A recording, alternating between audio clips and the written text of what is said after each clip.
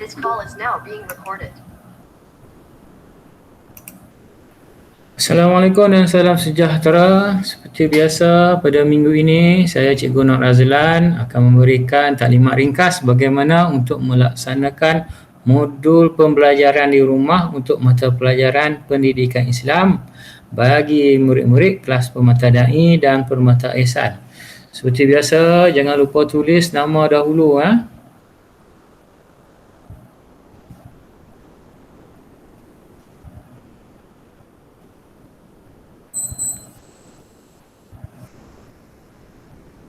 Contohnya nama Siti binti Abdullah.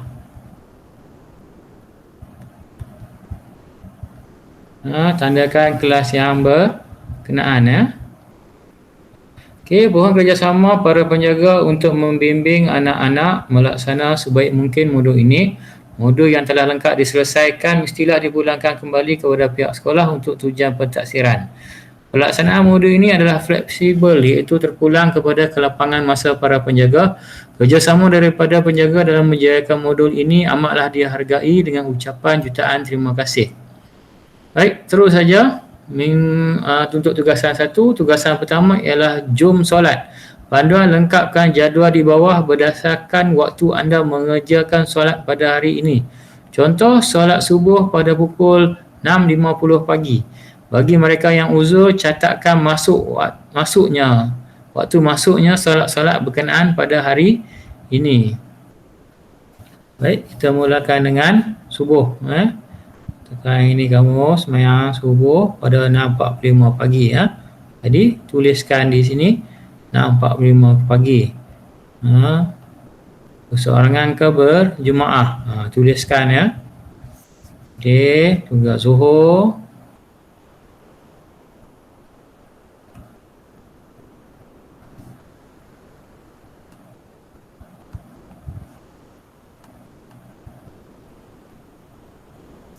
Asar.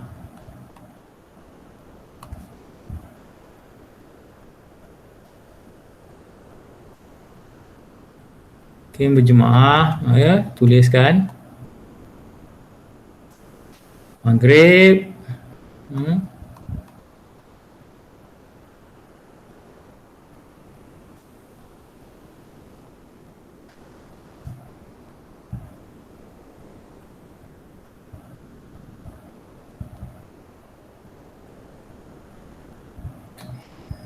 Dan juga isyak. Yang saya tulis ini adalah contoh. Kamu tulislah berdasarkan apa yang kamu buat di rumah. Baik, tugasan kedua ialah penilaian kendiri berwuduk. Penjaga diminta menunjukkan mana-mana klip video berwuduk asalkan dapat memudahkan anak-anak untuk berwuduk dengan betul. Para penjaga diminta membimbing anak-anak untuk berwuduk. Nilaikan kebolehan anak-anak untuk berwuduk dengan menjawab senarai semak di bawah. Tandakan pangkah pada yang berkenaan. Soalan pertama, tuliskan nama pembimbing murid berwuduk. Jadi boleh tulis di sini. Soalan kedua, tuliskan hubungan pembimbing dengan murid.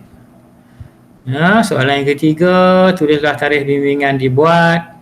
Soalan keempat, membaca bismillah sebelum mula berwuduk. Tandakan A kalau dapat dilakukan tanpa bimbingan. Tandakan B kalau dapat dilakukan dengan bimbingan. C tidak dapat dilakukan walaupun dengan bimbingan. Soalan kelima, membasuh pergelangan tangan sebanyak 3 kali. Catatkanlah sama ada dapat dilakukan tanpa bimbingan, dapat dilakukan dengan bimbingan, ataupun tidak dapat dilakukan walaupun dengan bimbingan. Soalan ke-6, berkumur dan membersihkan hidung sebanyak 3 kali. Tandakan kebolehan anak di sini. Soalan ke-7, membaca niat wuduk sebelum membasuh muka. Soalan ke-8, membasuh muka sebanyak 3 kali. Soalan ke-9, membasuh pergelangan tangan kanan dan kiri sehingga ke siku sebanyak 3 kali. Soalan ke-10, menyapu air di kepala sebanyak 3 kali. Soalan ke-11, membasuh telinga kanan dan kiri sebanyak 3 kali.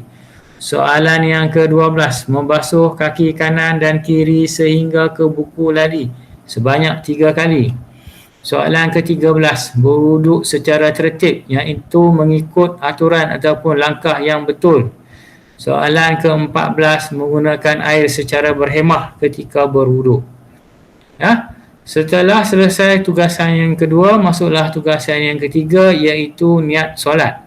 Panduan bimbing anak-anak untuk lafaz dan salin kembali lafaz niat di mulut dan di dalam hati solat berikut di dalam kotak kosong di bawah. Pertama, lafaz solat zuhur, lafaz niat di mulut. Usalli fardhu zuhri arba'a raka'atin adaan lillahi ta'ala. Latih anak-anak supaya boleh untuk melafazkan lafaz niat solat zuhur ini.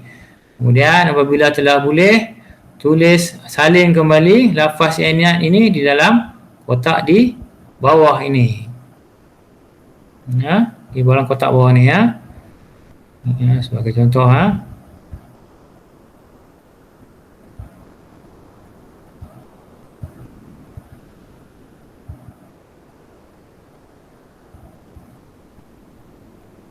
sampai habis, sampai lillahi ta'ala.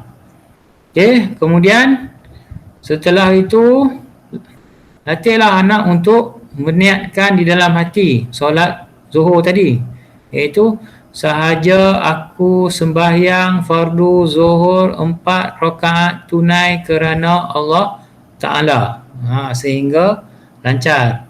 Setelah lancar, mintalah anak untuk salin semula lafaz tersebut di dalam kotak kosong di bawah ini. Sahaja aku sembahyang fardu zuhur 4 rakaat tunai kerana Allah Ta'ala, salinnya sampai habis dalam kotak di bawah ini. Kemudian teruskan dengan untuk solat asar, solat maghrib dan solat isyak serta subuh. Baik, itu sahaja untuk minggu ini. Sekiranya ada masalah, bolehlah hubungi saya untuk bantuan. Sekian, Assalamualaikum warahmatullahi wabarakatuh.